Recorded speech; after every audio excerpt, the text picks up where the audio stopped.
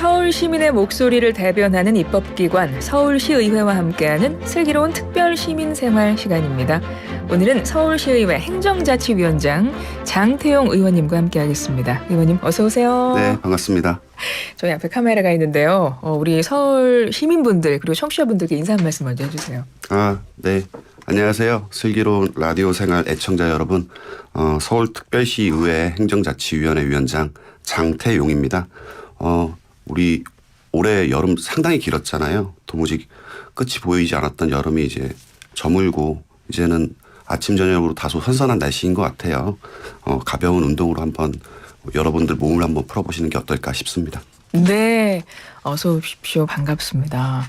환절기이기 때문에 또 일교차가 워낙 커서 네. 이럴 때 진짜 운동해야 될 것 같습니다. 제가 운동을 안 해고 감기가 걸렸나 봐요. 제가 여쭤보려고 했던 것이 의원님 운동하십니까? 이거 여쭤보려고 했는데 정말 안 합니다. 평소에 좋아하시는 운동 있습니까? 라고 말씀드리려고 했는데 운동을 잘 안 하시는 못 하시는 거 아닐까요? 바쁘셔가지고. 네, 아주 좋은 핑계죠. 왜냐하면 이번 후반기에 또 중책을 맡으셔가지고 행정자치위원장 맡게 되셨잖아요. 네. 일단은 축하드립니다. 감사합니다. 예, 행정자치위원장이신데 어떤 역할을 하는 상임위원회인가요? 네, 우리 서울시의회 행정자치위원회 같은 경우에는요, 우리 서울시의회 11개 상임위원회 중에서 가장 많은 실국을 담당하고 있어요. 그러니까 한마디로 이제 행정과 자치 그리고 주민 참여, 사회 안전망을 다루고 있는 상임이라고 볼 수 있고요. 특히 우리 위원회 같은 경우는 중앙정부처럼 군과 검, 경 사무를 담당하고 있는 위원회입니다. 검찰청으로부터 검사가 파견돼서 뭐 불법 대부업, 다단계 등 이제 시민의 안전을 위협하는 범죄를 수사하는 민생사법경찰국이 있고요. 서울경찰청과 함께 자치경찰 업무를 담당하는 자치경찰위원회, 그리고 수도방위사령부, 그러니까 수방사와 함께 서울의 안보를 책임지는 비상기획관이 우리 위원회 소관입니다. 또 우리 입시 지옥에서 좀 힘겨워하고 있는 우리 청소년들의 꿈과 끼를 지원하고 중장년들의 취업과 평생교육을 지원하는 평생교육부, 그리고 시민의 고충을 처리하는 시민감사 옴부즈만위원회, 그리고 지역 주민 지원과 사회 안전망을 관리하는 행정부, 그다음에 우리 소중한 시민들의 세금을 관리하는 재무국 등 이제 다양한 분야를 다루고 있는 상임이라고 볼 수 있습니다. 네. 정말 다양한 업무를 하시는군요. 행정자치위원회의 위원장이십니다. 그 다양한 역할을 하고 있는 상임위의 위원장이신데요. 이제 후반기 초반이고 새 상임위원회에서 첫 일정도 소화하셨을 거잖아요. 네. 어떠셨어요? 좀 잘 적응이 되는 것 같으세요? 네, 이제 우리 상임위에 이제 여러 위원님들도 많이 협조해 주셔서 잘 적응을 했고요. 그의 일환으로서 이제 저희가 첫 일정으로 현장 방문을 했었습니다. 네. 그 테마는 이제 민생과 시민 안전을 주제로 일하는 테마로 현장 방문을 했었는데요. 어디 현장을 가신 거예요, 그러면? 네, 그러니까 우리 앞서서 말씀드렸던 그 기관 중에 한 곳이었는데요. 민생사법경찰국을 방문해서요. 최근 위조 상품 단속했던 것들을 한번 현장에서 한번 보고받았고요. 그다음에 현장을 또 직접 둘러봤습니다. 그 외에도 119 신고 우리 하잖아요. 네. 그거를 직접 처리하고 있는 소방방재센터 종합상황실과 위급 상황 시에 이제 재난 경보 등을 이렇게 발령하고 있는 민방위 그 통제소를 현장 방문했습니다. 네, 민생과 시민 안전 현장 중심. 이거 네. 첫 일정의 키워드입니다. 이 첫 일정의 키워드를 이렇게 잡으신 이유, 의미 간략히 짚어주신다면. 네, 방금 전에도 말씀드렸다시피 우리 서울특별시 의회에서도 서울 시민 생활의 안전과 안전을 최우선 과제로 삼고 있습니다. 이에 따라서 현장 속에서 문제와 해답을 찾는 그러니까 이른바 현장 중심형 의정활동을 펼쳐나간다는 의미에서 정해진 키워드라고 볼 수 있습니다. 네. 사실 안전이라는 건 어찌 보면 우리 일상에서 제일 중요한 것 같아요. 그렇죠. 근데 우리 위원장께서 이끄시는 이 상임위가 바로 그 안전을 최우선에 두고 이제 그 역할을 하시는 위원이다 보니까 시민 안전에 대해서 앞으로 어떤 방향으로 정책을 운영해 갈 것인가 많이 고심을 할 것 같거든요. 네. 어떠세요? 안전 부분은 우리 무엇보다 관심이 제일 중요할 것 같고요. 그에 수반하는 예산도 반드시 그렇죠. 수반돼야 된다고 생각합니다. 그렇습니다. 2729번님. 장태용 의원님 안녕하세요. 저도 하루 걷기 운동 6,000보 노력 중이에요. 6,000보 걸으시라는 말씀 같습니다. 6,000보 현장 가실 때 해보겠습니다. 걸어가시면 어떨까 네. 이런 생각을 해봅니다. 6,000보면요. 꽤 먼 거리일 거예요. 6,000보면 뭐. 네, 꽤 먼 거리일 겁니다. 예. 3972번님. 우리 동네 의원님이신가요? 천호동? 이렇게 맞습니다. 와, 알고 계시네요. 우리 아유, 장태용 의원님을. 반갑습니다. 잠시 후에 지역구 얘기도 좀 이야기를 나눠보도록 하겠습니다. 서울시의회 장태용 의원님과 함께하고 있는데요. 항상 서울시의회 저희가 코너로 좀 이야기를 풀어가고 있습니다. 이른바 장태용 서울시의원의 시민보고인데요. 한번 시작을 해보죠. 서울 시민들께 결제를 올린다는 마음으로 하나씩 좀 짚어주시면 될 텐데요. 첫 번째 우리 시민들께 보고하실 내용 어떤 걸까요? 네. 첫 번째로 제가 2023년도에 발의했던 서울시 노동이사제 운영에 관한 일부 개정 조례안에 대해서 말씀드리고 싶은데요. 서울시 같은 경우는 이제 2016년도에 전국에서 최초로 노동이사제라는 것을 도입했어요. 근데 당시에 좀 충분한 이제 수기 없이 도입하다 보니까 조금 중앙정부의 노동이사제에 비해서 좀 운영 대상이라든지 위원수, 자격 등이 좀 다소 과도하게 운영되고 있다는 지적이 계속 많아왔습니다. 이를 좀 중앙정부의 노동이사제 운영 기준으로 준용해서요. 서울시의 노동이사제가 보다 좀 효율적으로 운영될 수 있도록 기여하고자 개정하게 되었습니다. 서울특별시 노동이사제 운영에 관한 조례 일부 개정 조례안 말씀을 해주셨는데요. 사실 노동이사제라는 개념이 생소하고 좀 이게 무엇일까 생각이 들거든요. 설명 좀 해주세요. 네, 아마 많은 분들이 좀 확 와닿지는 않을 거예요. 그러니까 노동이사제를 좀 쉽게 말해서요. 그러니까 근로자 대표, 그러니까 노동자의 대표를 이사회의 이사로 선임함으로써 이제 이사회에서 경영상 의사 결정에 참여하도록 하는 제도입니다.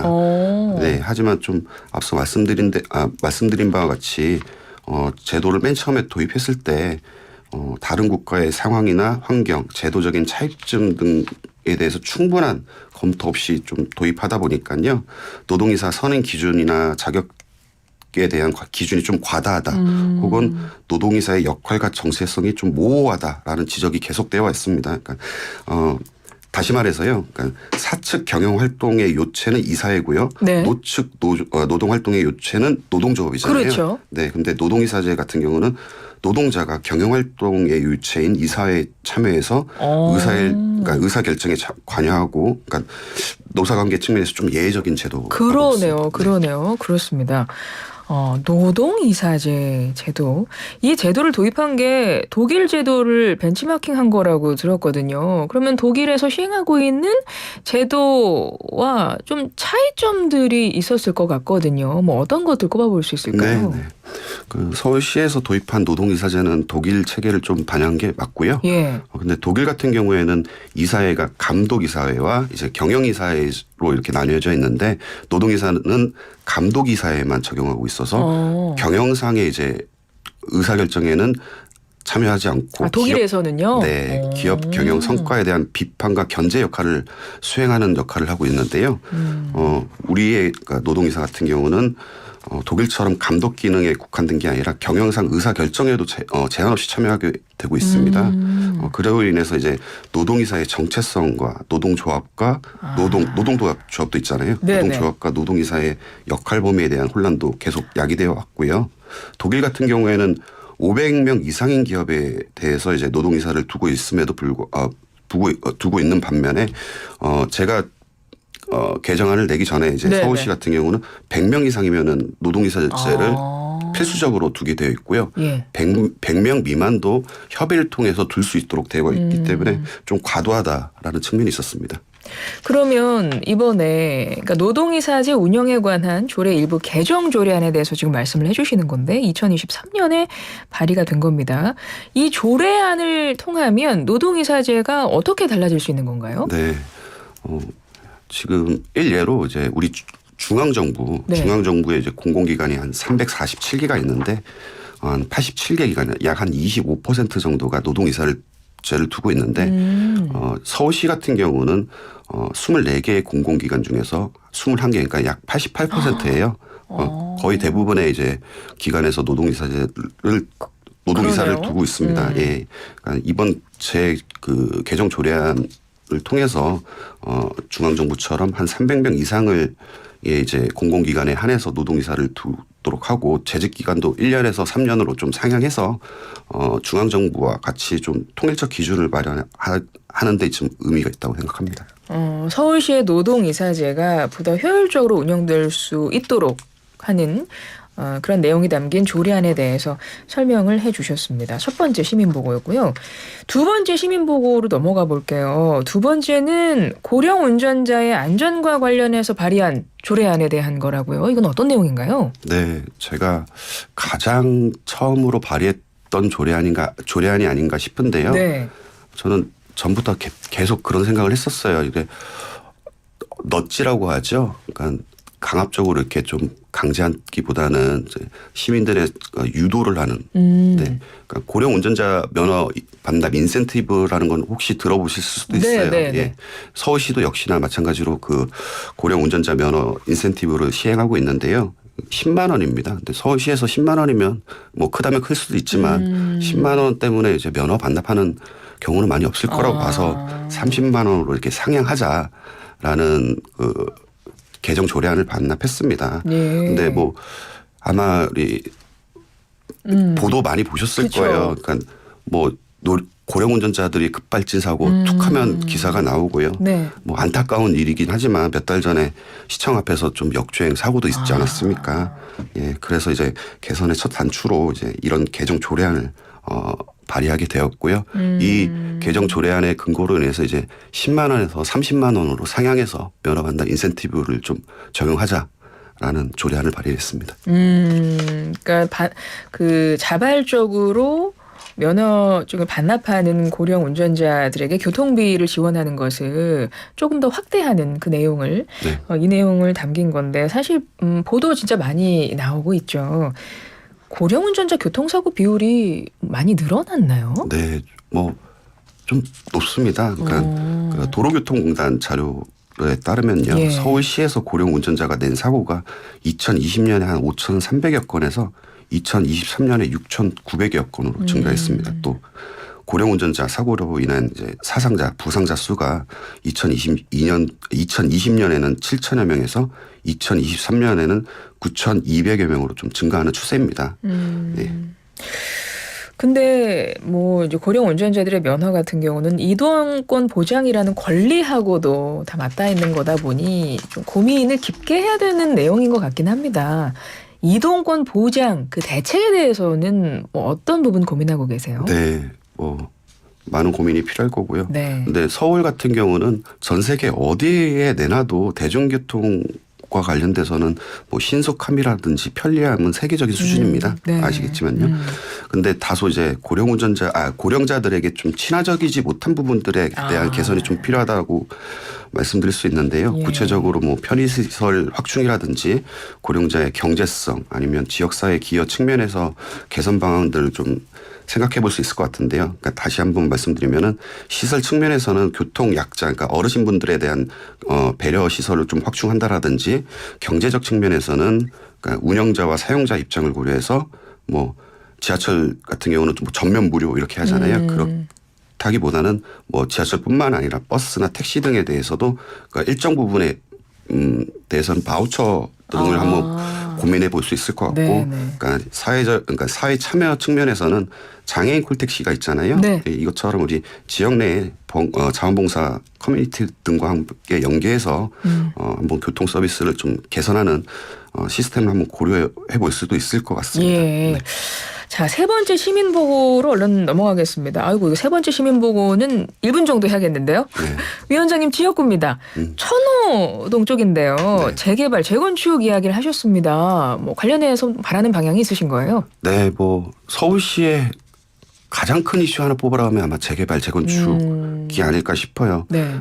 제 지역구인 천호동도 마찬가지로 이제 지금 주변에 막 건물들이 올라가고 있고요. 재개발, 재건축이 제일 가장 큰 이슈입니다. 그러니까 재개발 지난 한 10년 동안 재개발, 재건축이 좀 많이 지연되면서 이제 주택 노후라든지 주차 문제, 이주 문제, 그러니까 그러다 보니까 주민들의 안전까지 위협받고 있는 실정입니다. 또 이제 재개발, 재건축 같은 경우는 주민께서 좀 살기 좋은 주거지를 만들기 위한 거잖아요. 네네. 예, 주민께서 원하는 방향으로 신속하고 안정적으로 좀 추진해야 된다고 저는 판단하고 있습니다. 그렇군요. 그리고 올해 초에는 광나루 한강공원 명칭을 천호 한강공원으로 바꾸자 이런 말씀도 하셨던데 이것도 네. 짧게 좀 말씀해 네. 주세요. 어떤 이유에서 하신 거예요? 이제 광나루 한강공원 같은 경우에는요. 천호대로를 지나야 되고요. 네. 천호대교 아래에 있고요. 천호역에 내려야 되고 천호동에 위치해 있는 한강공원입니다. 근데 예. 광나루 하면은 광진구 광나루를 우린 떠올리잖아요. 아, 그럴 수 있네요. 저는 납득이 되지 않아요. 그래서 저는 광나루 한강공원이 천호 한강공원으로 좀 개정돼야 된다고 저는 생각하고 있습니다. 그래서 그 명칭 변경을 말씀하신 거군요. 이제 30초 남았는데요. 서울시의회 코너 마무리하겠습니다. 항상 마지막에 드리는 질문이에요. 장태용 서울시 의원의 의정 아이콘은 땡땡땡이다. 이 땡땡땡을 채워주신다면? 네, 저의 아이콘은 장태용은 서울 시민의 학생이다. 네. 다시 말해서 이제 학생은 좀 선생님한테 좀 칭찬도 받고 싶고 네. 선생님께 많은 걸 배우고 뭐 본받고 그렇잖아요. 네네네. 저도 우리 주민들께 말씀 좀 잘 듣고 칭찬도 받고 싶고 네. 그렇습니다. 예, 우리 서울시민 여러분, 장태용, 우리 서울시민의 학생이신 장태용 의원 많이 칭찬해 주시기를, 격려해 주시기를 바랍니다. 지금까지 서울시의회 행정자치위원장 장태용 서울시 의원이었습니다. 의원님 고맙습니다. 네, 감사합니다.